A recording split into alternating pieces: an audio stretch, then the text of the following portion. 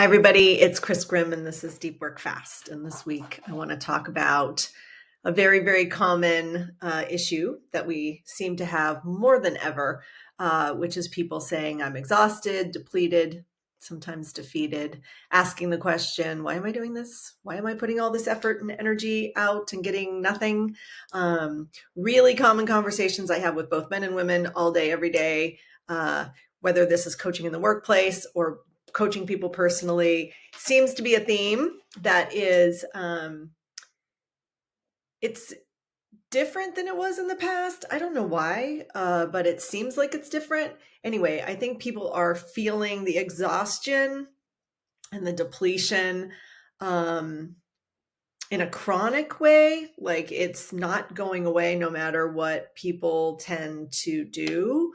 And what I'm finding is that, and this might be you, right? Like your assumption is maybe I need to take vitamins, I need to eat better, I need to sleep more, I need to exercise. And while those things might be true, I'm going to bring to you today some thinking around examining what you're doing, how much energy and effort those things are taking, and really getting clear with, do you need to do those things really? Are you obligated to do them, or are these self-imposed efforts that you've decided you need to do because you're trying to solve a bigger issue or get some kind of gain from your relationships or from work, and you might be spinning your wheels. So my blog this week actually is about this. It's called Have to, Want to, Need to, the reason you're exhausted. And so let's dig in. Not uncommon, like I said, for people to say to me, I feel like I'm on a hamster wheel, Groundhog Day. I'm getting low to no return on my efforts when I'm coaching people often. I am digging deep with you one-on-one. And so I tend to get a lot of stories from people so that I can help you either make wholesale change or tweak what you're doing to get a better outcome. I mean, why else would we be doing this? You want to be better. You want to live better. You want to feel better.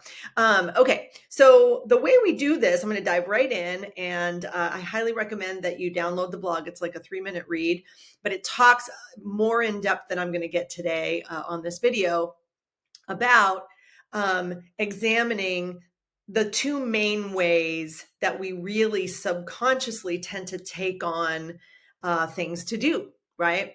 At work and at home, by the way, they fit in both categories. So the first category is what we're obligated to do. That means we've made a commitment, we've made an agreement. At work, it might actually be in your job description, right? All those responsibilities and duties that you signed up for when you took the job.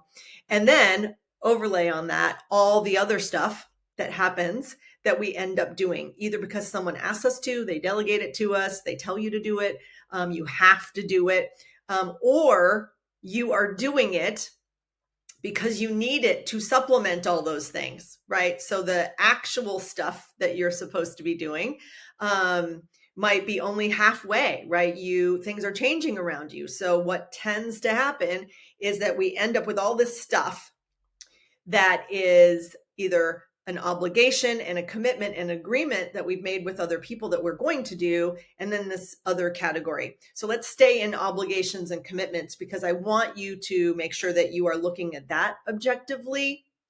And what I mean by that is maybe tracking or auditing how you're spending your time. If you haven't done that, or if you haven't done it in a while, you need to do that. It's not that hard to do. You can do it. There's apps that can help you do it, of course, or just take a sheet of paper and just for a week, track your time. If you don't already do that for your timekeeping for your job, I know a lot of people have that. Some people don't. It's a really, really great idea for you to get an objective view and some data about how you're actually not only spending your time, as in like minutes and hours, but also the amount of energy and effort it takes for you to get those things done, or at least move them forward. So this is a really important part that some people miss. And when I bring it to their attention and we start looking at things together, they get some light bulbs, right? So not all tasks and efforts are equal. You probably know that. The level of degree of difficulty of those tasks, also along with maybe organizational politics or how much time you have to get them done, your level of experience, Or what I find is that when people are feeling like super insecure about something, they tend to put a lot more effort and energy into the thing because they're worried about it, right? So I really want you to get honest with yourself about that. Like, not only how much time is it taking, but what is the effort level and how much energy do you have to exert? Let me give you an example. So if you are trying to meet a goal in a project because you have to carry the ball to a certain line for other people. This could be happening in your family, by the way, too, with tasks and decisions, etc.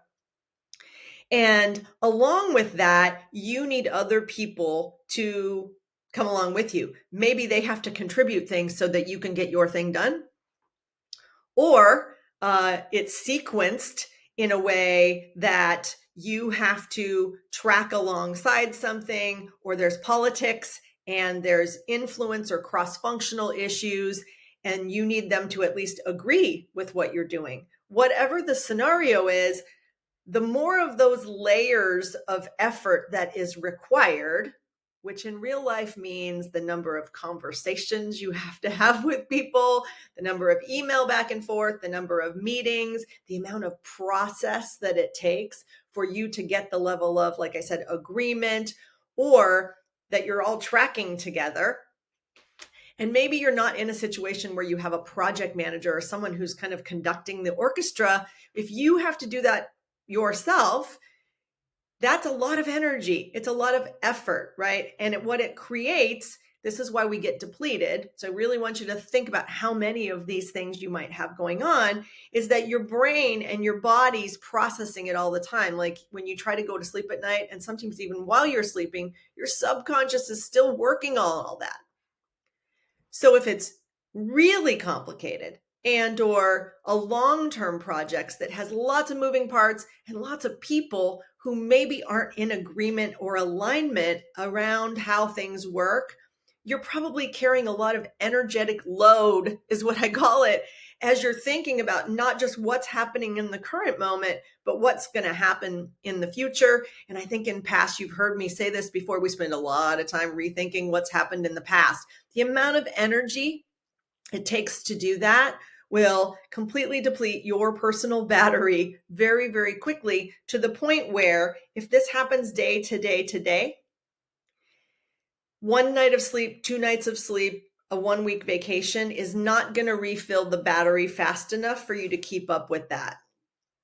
So that's one of the things I'm finding with people when we take the time to talk this through and examine it. Now, you may say to me, okay, great, Chris, now I know that that's real. What do I have to do? It's my job.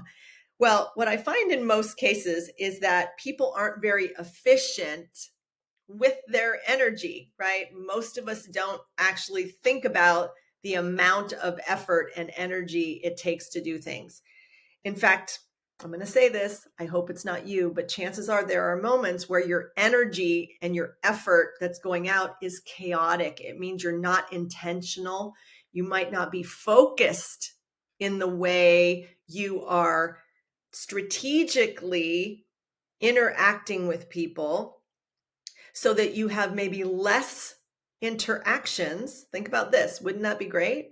But you have to plan that. You have to take time to think through which interactions, efforts, tasks are going to get you the most return, and try to eliminate the nice to haves or the extra things that you're throwing out there in hopes that it's going to get you a return. Specifically, think about this when you're dealing with people who are not cooperating. This is what we do, right? Oftentimes, if people aren't doing their part, we lean in super hard and we overfunction. And that depletes your battery faster, right? You feel bad, you're angry about it, all of those emotions, etc. All that's doing is eating your personal energy battery, just depleting you. So it is really important that you get past the thinking of, well, this is my job, it's hopeless, I have no control of this. You are not a victim. You aren't.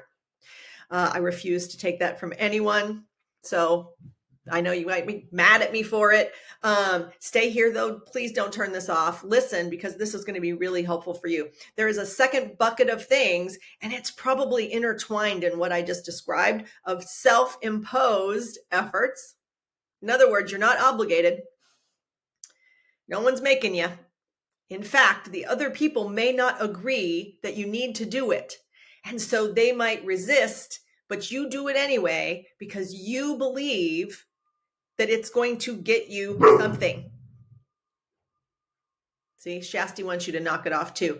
Okay, so let's talk about that, because sometimes in our personal life, for instance, we put in extra effort to get people's attention, to get people's affection, to get appreciation. When we feel like the people in our life at work and at home are not doing their part, right? We lean in and we do more stuff. And when the other people haven't been explicit about what would get them more engaged, we self-impose a whole bunch of things, trying to guess, if you will, right? We just throw the spaghetti against the wall. I don't know all the sayings that we use for this, but hopefully you'll understand that metaphor, which is literally us just self-imposing a bunch of activity, energy, and effort to try and get something. Now, sometimes it's material gain, right? Sometimes, like I said, you are obligated to do a whole bunch of stuff, and the obligated agreement, job-related responsibilities aren't enough, right? They're not getting me what I need. This can happen at home too, right? I just think about me being a mom. I'm sure you have your own version, even if you don't have children. You have a partner, you have a family, you have people that you need to do things with. And then, in your mind, you have, this is what my role needs to look like. This is how I'm going to be a good parent. This is how I'm going to be a good partner. This is how I, in my mind, am going to be a good boss. And because we have those ideas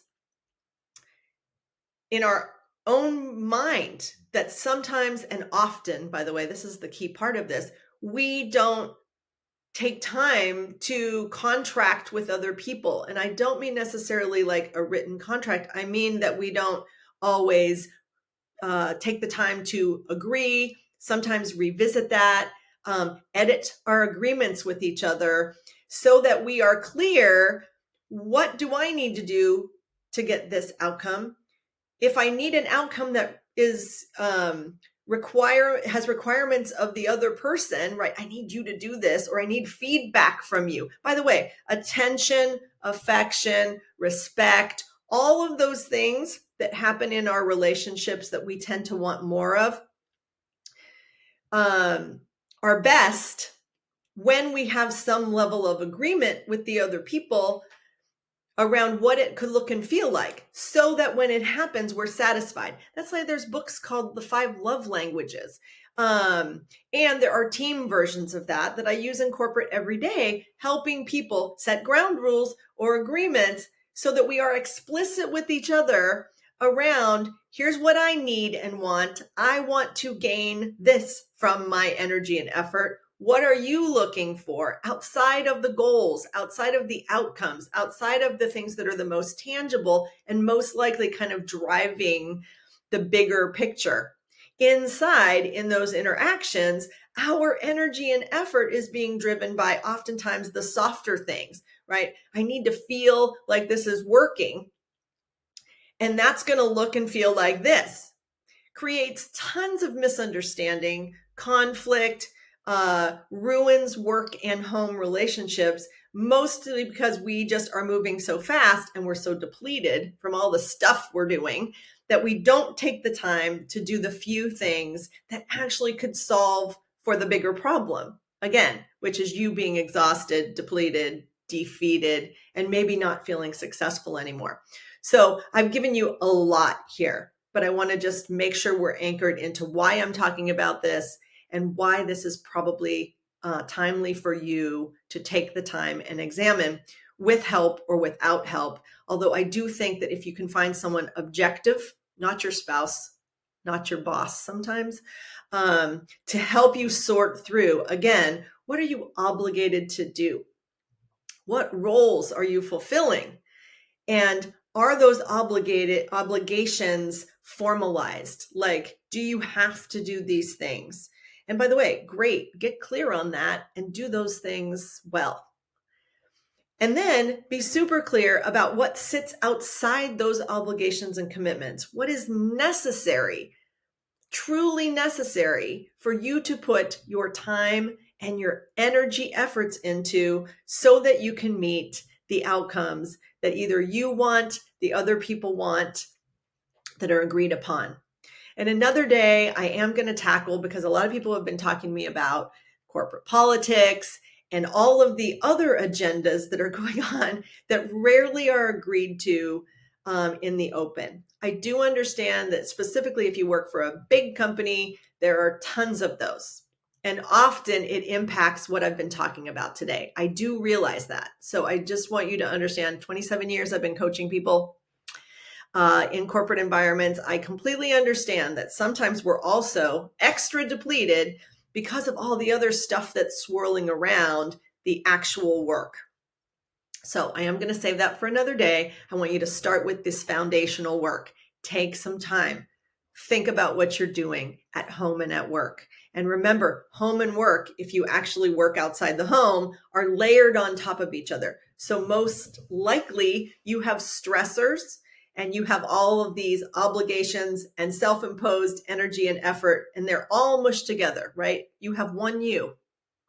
You got 24/7 of time, and you only have so much energy and effort in your body that you can do well.